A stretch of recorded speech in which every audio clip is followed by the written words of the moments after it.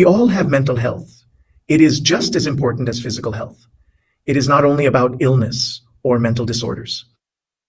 This is just one part of a bigger picture.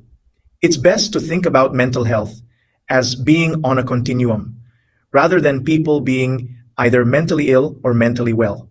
We are all on the continuum, and we move up and down according to factors such as our genetic makeup and upbringing, our life circumstances, and the stresses we are under.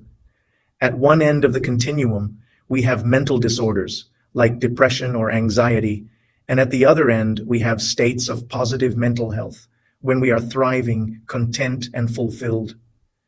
The aim of mental health interventions is to move people up the continuum so that they are able to reach their full potential and live satisfying lives.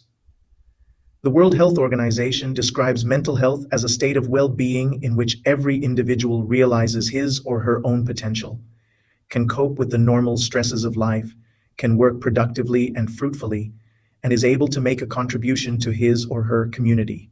Mentally healthy means being resilient and able to cope with difficult times, feeling in control, being confident, feeling good about yourself, managing and expressing your emotions, building and maintaining good relationships. We all experience periods when we feel stressed, worried, anxious, sad, afraid, or angry. These are all normal emotions. However, when these emotions become severe enough that it interferes with a person's ability to function daily, and these feelings become persistent over time, then it can develop into a mental health problem. There are many different types of mental disorders. When left untreated, mental disorders can be chronic and long-lasting and are associated with increased disability. They significantly have an impact on daily functioning and frequently interfere with family, social, and work responsibilities. Fortunately, there are effective treatments and evidence-based interventions available that aim to help individuals understand and cope with symptoms of mental illness. However, very few people with mental disorders access existing treatment services.